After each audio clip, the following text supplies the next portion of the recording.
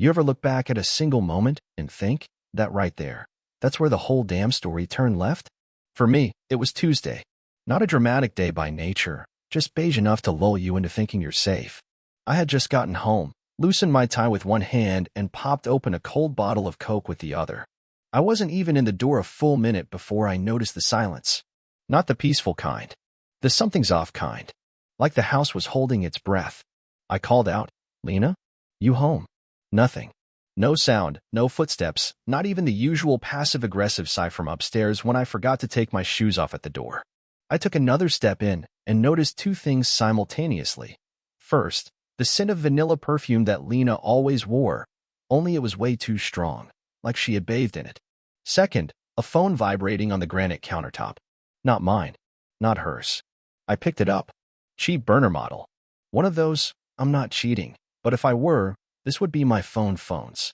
And wouldn't you know it? Buzz, buzz, buzz, right on cue. A text popped up. Can't wait for tonight. Same hotel? Room 206. Now, I'm not a genius, but I didn't need AI or divine intervention to figure that one out. Vanilla perfume. Missing wife. Burner phone with a bold hotel invite. That Coke suddenly tasted like battery acid. I sat down at the kitchen island.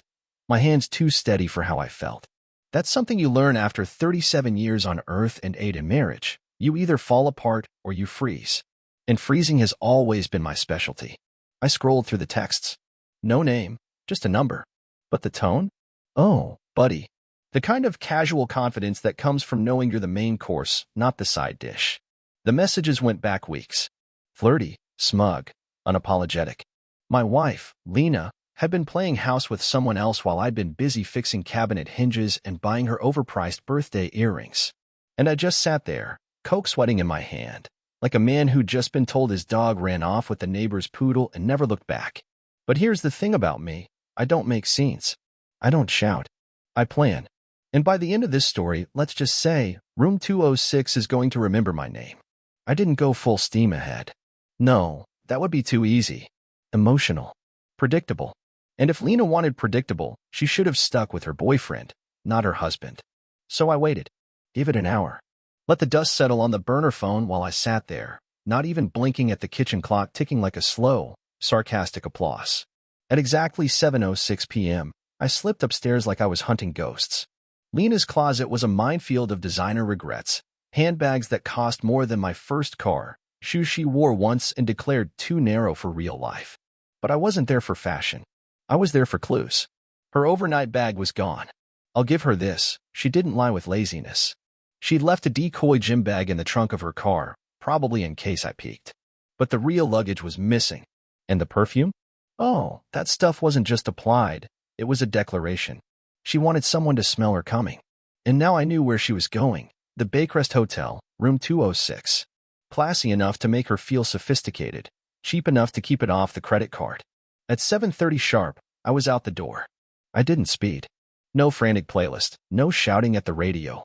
Just me and the road, quiet as a chessboard. Halfway there, I called my buddy Nate. You still got that old Nikon you used for your conspiracy blog? Yeah. Why? He asked, the words stretched with suspicion. No reason. Just figured I'd start bird watching. Does the bird you're watching have a hotel room? Nate, I'm just admiring the migration patterns of cheating spouses. Purely academic. He didn't laugh. But he didn't ask more either. That's the kind of friend you keep. I parked a block away from the Baycrest, sat in my car, and waited. Watched. Around 8:10 p.m., I saw her, my wife, walking into the lobby with all the confidence of someone who'd convinced herself she deserved better. She was wearing the black dress. The black dress. The one I bought her in Vegas when we renewed our vows. I could have left right then. But I didn't. Because this wasn't the end. This was only the middle of the beginning. You ever watch someone you love walk into a room like they own it, knowing full well they've already sold it to someone else? Yeah, that's what I saw. Lena strutted into the Baycrest Hotel lobby like it was her own little kingdom of bad decisions. The front desk clerk smiled at her like they were regulars. Maybe they were. Maybe she had a rewards card. I slipped in behind a young couple arguing about valet charges. Didn't even need to sneak. Nobody notices a man with quiet shoes and a neutral face. The elevator chimed. Lena disappeared inside. I didn't follow right away. I already knew where she was going, room 206. I just needed to see him. And like clockwork, he showed up. Tall, broad shoulders, navy blazer, tan slacks, the whole retired frat guy still crushing it aesthetic. He adjusted his watch like he was about to close a business deal instead of wreck a marriage.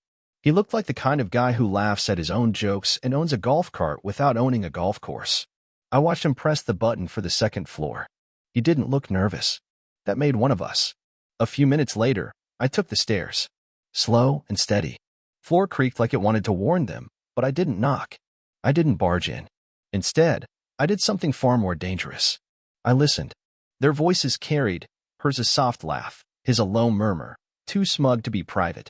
I couldn't hear every word, but I got enough. I missed you.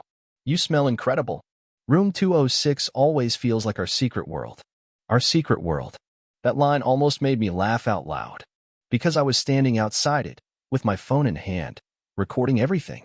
Nate's old Nikon sat in my jacket pocket, ready for the encore. This wasn't about confrontation. Not yet. This was about collection. Evidence. Truth. Precision. You want to break something properly, you don't hammer it in anger. You take your time and disassemble it bolt by bolt, so the whole thing falls apart in your hands. And trust me, I was just getting started. The hallway outside room 206 smelled like bleach and betrayal. I leaned against the wall, hands in my coat pockets, staring at the beige carpet pattern like it held answers. I could still hear faint sounds from inside, two people who decided my marriage was worth less than their thrill. I wasn't going to barge in. This wasn't a movie. There'd be no shouting, no slaps, no overturned chairs. No, that kind of drama gets applause. I wanted silence. The kind that follows you home. The kind you can't unhear. I slipped away, down the stairs, through the side exit. Back to the car. My hands trembled just enough to make the keys jangle. Adrenaline does that. Makes you feel like you're made of glass and gunpowder at the same time. But I didn't drive off. I opened my laptop and pulled up the email draft I'd been working on. I'd started it the day I found the first receipt, 2 dinners, 1 room, paid in cash, signed, L. Martin. She used her maiden name. Smart. Except she forgot I know that name better than my own. The email was short. Attached were time-stamped photos of Lena entering the hotel. And him too. I hadn't sent them to her job yet. I was giving her a chance to confess. Guess who missed their shot? I hit send. And with that, the wrecking ball was in motion. The next morning, Lena came home wearing the same black dress.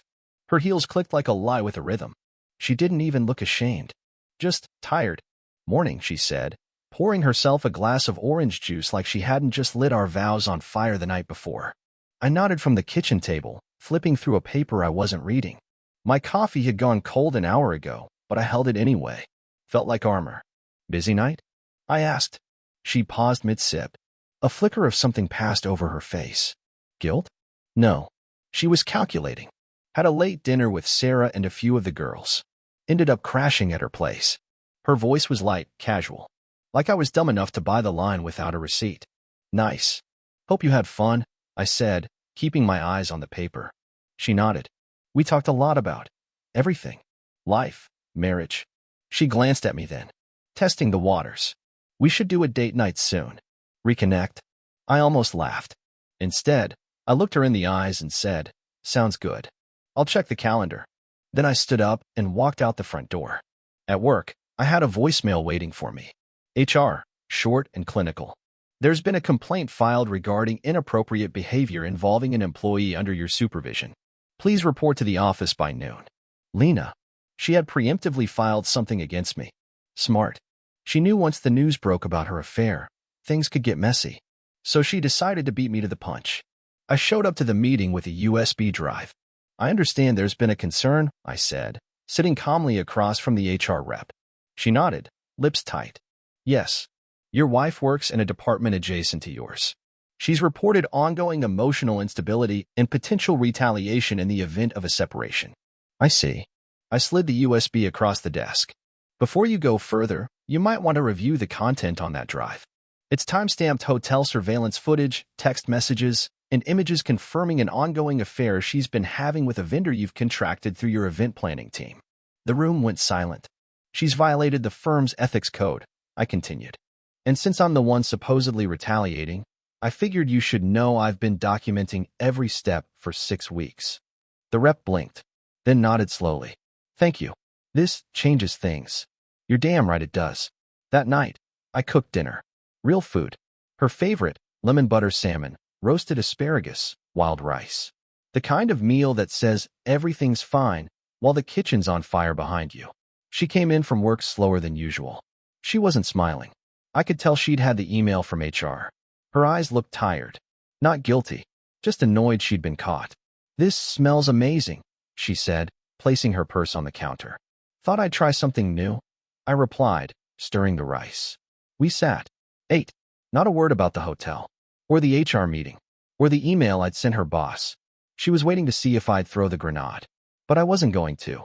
I wanted her to live in suspense. Let her sweat. Wonder what I knew. What I'd done. Who else knew? The waiting was the punishment. Over dessert, she finally spoke. "I think we should take a trip. Maybe somewhere warm. Get away from all the stress." I smiled, slicing into the pie. "Sure. But let's finish up the leftovers here first." She blinked, confused, but nodded. And that was the moment I knew. She was terrified. Not of what I'd do, but of how calm I was. Because anyone who stays that calm after being burned, they're not just angry. They're planning. There's a special kind of silence that comes when someone knows they've been caught, but they're not sure how yet. It's not guilt. It's not even fear. It's chess. The part of the game where they start calculating how many moves they have before the king falls. That's where Lena was. Sitting across the couch, glass of red wine in hand, pretending to scroll through her phone. I watched her out of the corner of my eye as I pretended to watch the news. She hadn't said a word since dinner. Good. Let her marinate in it. I'd spent the last 2 weeks documenting everything. Not out of vengeance, out of necessity. Because people like Lena don't break clean. They don't confess. They spin. They twist the narrative until you're the crazy one. Until you start wondering if you really did forget their birthday that one year, or ignore them that one weekend. Until the betrayal becomes a communication issue. I wasn't about to let that happen. So I had files, photos, texts, surveillance. The burner phone, now in my possession. I found it wedged between her socks and an old yoga mat in the back of the closet. Real subtle, Lena. A criminal mastermind. She was not. I had the receipts. All of them. And more importantly, I had timing. Because tomorrow was our 10th anniversary. The big one. We were supposed to take a trip. Somewhere coastal, Lena had said. Just the two of us. To reconnect. She didn't know that I'd already rerouted the trip and invited some guests. That night, I didn't sleep. Not from stress. From strategy. I lay in bed, eyes open, listening to the tiny sounds a house makes when it's trying to stay quiet. Lena's breathing beside me was shallow, restless. She knew something was coming. Couldn't tell what. But I wasn't in a rush. No sense in rushing when you've already won. In the morning, she packed light. Wore white linen and that fake smile she put on when she was trying to look innocent. I helped load the bags into the car. We didn't speak much on the way to the airport, but I did glance at her once as we hit the freeway. "You excited?" I asked. She looked over, cautious. "Yeah, I think this trip will be good for us." I nodded. "Me too." We landed in Savannah, Georgia. She thought we were going to Charleston. I let her be surprised. "Oh," she said, peeking out the terminal window. "We're here." I changed the destination, I replied. "Savannah's quieter. Thought it might help us talk better." She gave a small smile. "I like that. You're trying." "Oh, sweetheart. You have no idea how hard I'm trying." The B&B I booked was old money wrapped in polite southern charm. White pillars, creaky floorboards, lemon water on tap. Lena loved it. The host even complimented her necklace. She beamed, said it was an anniversary gift. She didn't mention that the gift came from me 2 years ago. But sure, let's pretend. We unpacked, showered, walked down to the square for lunch. She started to loosen up, like maybe she believed the storm had passed. Like maybe she'd dodged something. That's when I handed her the envelope. We were sitting under a tree. Spanish moss dangled overhead. A jazz band played soft in the distance. "What's this?" she asked, eyeing the unmarked envelope. "Anniversary gift," I said. She smiled, slow and suspicious, and slid it open. Inside, a printed photo of her and Mr. Navy Blazer entering room 206. Dated. Time-stamped. Below that, a stack of screenshots from the burner phone and a list of forwarded emails sent to her company's ethics board. Her face paled in waves. First confusion, then realization, then panic. "Where did you get?" "I told you," I said, sipping my tea, Savannah's quieter. Easier to talk. Less distractions. She looked around like someone might come help her. No one did. You've been spying on me? She asked, her voice small. No. I've been paying attention.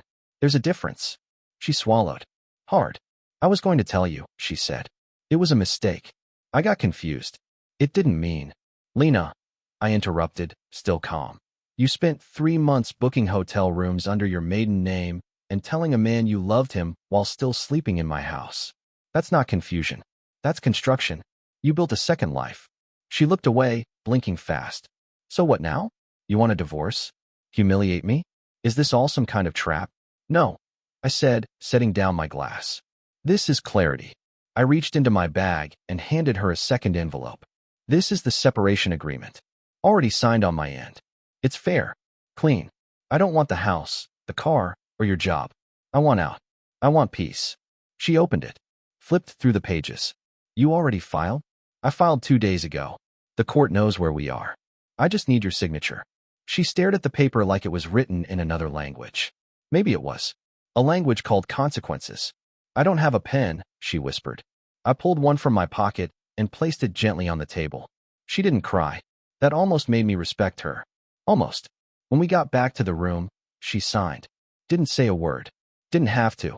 Because by the time she realized what I'd done, what she'd lost, the silence had already answered everything.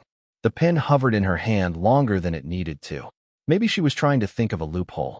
Maybe she thought she could cry her way out of it, call a lawyer, twist the story. But eventually, Lena signed.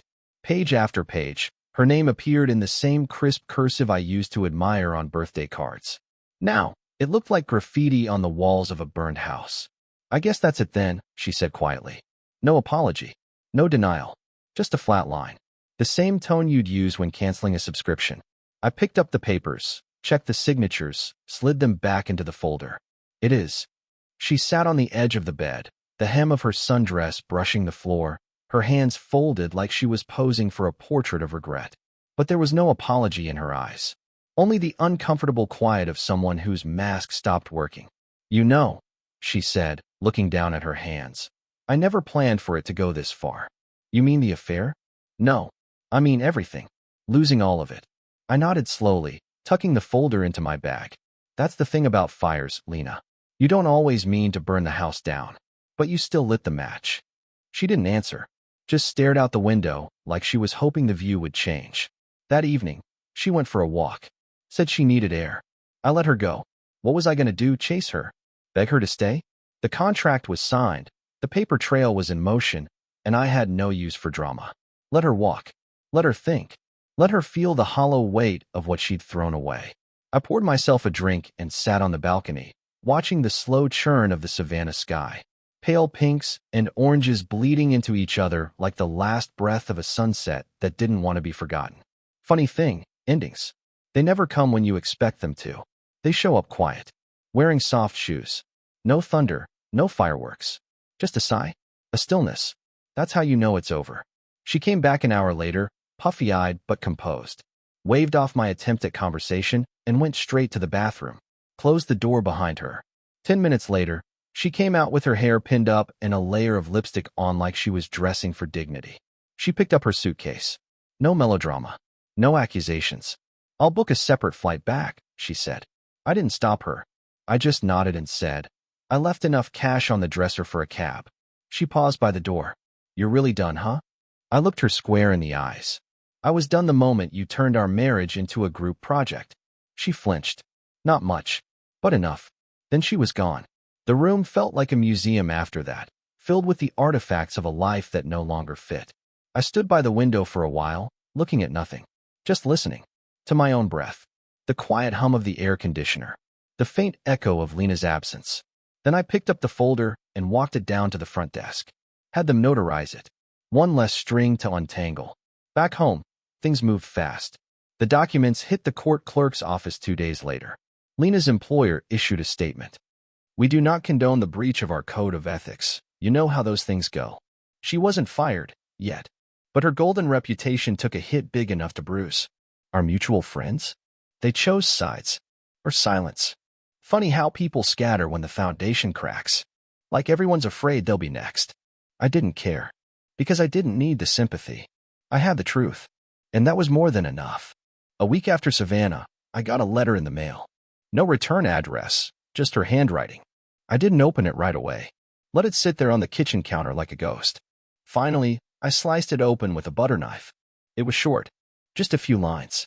Asterisk, Aaron. You were always the better person, and I never deserved you. I know that now. If I had been honest sooner, maybe we'd both be less broken. But I wasn't. I lied. I betrayed. And now I live with it. I hope one day you can forgive me, even if I never ask you to. L. Asterisk. I folded the letter once, twice, then slid it into the drawer under the sink. Not to keep it, just to delay the toss. Forgiveness? That's a big word for a small piece of paper. Here's what they never tell you about healing. It's not dramatic. It's not loud. It's brushing your teeth alone and not flinching when you glance at the empty side of the sink. It's walking into the grocery store and not instinctively grabbing her favorite cereal. It's sleeping diagonally on the bed and realizing you like the space. It's quiet. And sometimes, it's good. 3 weeks post-Savannah, and my phone buzzed with gossip more than business. Not that I invited it, but the universe has a way of letting you overhear conversations you never asked to be a part of. Aaron, did you hear? Lena's been put on administrative leave. I didn't even have to fake the surprise. Really? That's unfortunate. But it wasn't. It was math. Consequence follows arrogance the way a shadow follows light. She thought she could juggle a secret life and a prestigious career with nothing but lipstick and loopholes. Turns out, HR frowns on secret affairs with contracted consultants, especially ones that meet in hotels during company retreats. The moment the ethics complaint gained traction, Lena's office turned cold. Michael, the vendor she was tangled up with, had vanished from the firm's roster. Pursuing other opportunities, the memo said. That's corporate for we gave him the boot and a box. People talk. Quietly, of course. But I heard them. Mutual friends playing both sides like diplomats in a doomed treaty. They were careful around me. Like I might explode. But I didn't explode. I didn't even crack. See, I wasn't angry anymore. Just done. One afternoon, I bumped into Marla, Lena's old college roommate. She was one of the few who hadn't picked a side, at least not loudly. She waved me down in the grocery store like she'd spotted a celebrity. Aaron, wow, how are you holding up? I smiled. Steady. I just can't believe it, she said, shaking her head like someone had died. I mean, Lena always seemed so put together. People who seem put together, I said, reaching for a carton of eggs, are often the ones duct taping the most in private. Marla nodded, wide-eyed. She's not doing well, you know. She moved in with her sister. Said she needed space to reset her life. Space. Reset. All those therapeutic buzzwords people use when they realize the castle they built was made of wet cardboard. I gave Marla a nod. Hope she finds what she's looking for. Back at the house, my house now, I started noticing the little things she'd left behind. A single earring in the guest bathroom. Her favorite mug, tucked in the back of the cabinet. A grocery list in her handwriting. Almond milk, green tea, lipstick shade number 47. I didn't throw them away. I boxed them. Labeled it, Lena, keep or toss. Left it in the garage like a time capsule of arrogance. It's strange, watching someone disappear in stages. First the shoes. Then the phone charger. Then the sound of their car in the driveway. You keep waiting for a knock. A call. A regret. But none came. Which was fine. I wasn't waiting. Then, about a month later, I got another letter. Not from her this time. From her attorney. Apparently, she was now requesting to reconsider the terms of the separation agreement, citing emotional distress and unforeseen financial instability. I stared at the envelope, lips twitching into a grin. The gall. The absolute gall. You burn the house down, and then show up asking for fire insurance. My response? A single sentence from my lawyer, sent back within the hour. The terms were reviewed, signed, and filed under full awareness and capacity. Any further inquiries will be directed to legal channels only. Short, clean, cold, like an autopsy report. A week after that, Lena texted me for the first time since the trip. The message was simple. I miss the way things used to be. Do you ever think about us? I stared at that text for 5 full minutes before replying. Then I typed. I think about how close I came to spending my whole life with someone who never really loved me. Then I breathe a little easier. I never heard from her again. A few nights later, Nate, My longtime friend and the guy who handed me the camera I used to catch Lena red-handed invited me to his backyard for drinks. We hadn't really had a proper postmortem since everything went down. He handed me a beer and gestured toward the fire pit. "So, you good?" "Better than I should be," I said. "Peace is weird." Like I expected something dramatic. "You know, fireworks or final screams." Nate nodded. "You didn't just win. You outclassed her. That's rarer than people think." I looked into the fire. I didn't want to win. I wanted honesty. I wanted her to pick us when things got hard. "You got honesty," Nate said, sipping his drink. "Just not the kind you wanted." We sat there in silence for a while. Then he leaned over. "By the way, I heard her new guy's getting a divorce now too. His wife found out through mutuals at the firm. Guess they didn't account for Crossfire." I snorted. Poetic. Karma doesn't wear a cape. Doesn't arrive on a flaming chariot. Sometimes it just walks in wearing a suit, asking for keys to a condo that's no longer hers. The next morning, I opened a new bank account. Took down the framed wedding photo from the hallway. Replaced it with a canvas print of the Savannah sunset. That trip? Still the best one I ever took. Not because of the food. Not because of the weather. Because it was the first time I saw the truth and didn't look away. By the time fall rolled in, the gossip slowed. Lena's name stopped echoing through whispers and hallway nods. Her old circle drifted, some out of loyalty, others out of discomfort. Betrayal's like a spill. The closer you are, the more it stains your shoes. But the house? It felt cleaner. One crisp Sunday, I was stacking firewood when my brother Sam pulled up unannounced. He stepped out, holding 2 coffees like an apology. "You planning on ever calling your family again?" he asked, handing me one. I figured silence would keep the drama at bay, I said, accepting the cup. Sam sat on the porch and looked around. "Place feels different." "Because it is." He nodded. "She called Mom." That made me pause. What did she say? Nothing useful. Just that you overreacted. Said you destroyed the marriage over one mistake. I sipped my coffee. One mistake can demolish a building if it hits the foundation. Sam chuckled. "She said she still doesn't understand how you stayed so calm." "She'll figure it out," I said, tossing another log on the stack. "That's what haunts people the most, the fact you didn't yell." I didn't date for a while. Didn't want to. Not because I was broken, because I was finally whole. I started hiking more. Cooked better meals. Took a class on woodworking at the community center and built a bookshelf from scratch. Every notch and groove felt like a chapter closing. Then, one afternoon in December, I saw her. Not Lena, someone new. Her name was Rachel. She laughed like she meant it and listened without waiting for her turn to speak. We met at the farmer's market over a debate about pears. The most boring origin story imaginable. Which, frankly, I loved. 3 months in, she asked if I'd ever been married. "Once," I said. She waited. No prying. "It ended," I added, because I caught a lie big enough to trip over. Rachel smiled. "Sounds like you know how to land on your feet." I didn't correct her, because I didn't just land. I rebuilt the damn ground. Late spring, I got a call from an unfamiliar number. I almost let it go to voicemail, but instinct answered for me. "Hello." "Hi. Aaron." The voice cracked. Familiar. Not welcome. "Lena," I said flatly. "I know I shouldn't be calling." "Then don't." She exhaled. "I just wanted you to know. Michael's gone. Left 2 months ago. Said he couldn't handle the fallout. That's what happens when you dig your own pit." "I lost everything," she said. "My job. My reputation. My friends. Even my sister won't talk to me." Silence on my end. Then she asked, softly, "Do you hate me?" I thought about that. "No," I said. "Hate would mean I still care. And I gave up on that the day you lied to my face and kissed someone else goodbye." She sniffled. "I wish I had been honest." "I wish you had too," I said. "But wishing's for people who didn't sign the receipt." And then, as calmly as I had all along, I ended the call. I stepped out into the backyard. The breeze rustled through the trees. My dog barked once at a squirrel and promptly laid back down in the sun. Peace. It's not flashy. It's not loud. But it is earned. And I earned mine the hard way, by refusing to become the villain in someone else's story. Because this story? It's mine. And it ends with a man who didn't break. He rebuilt.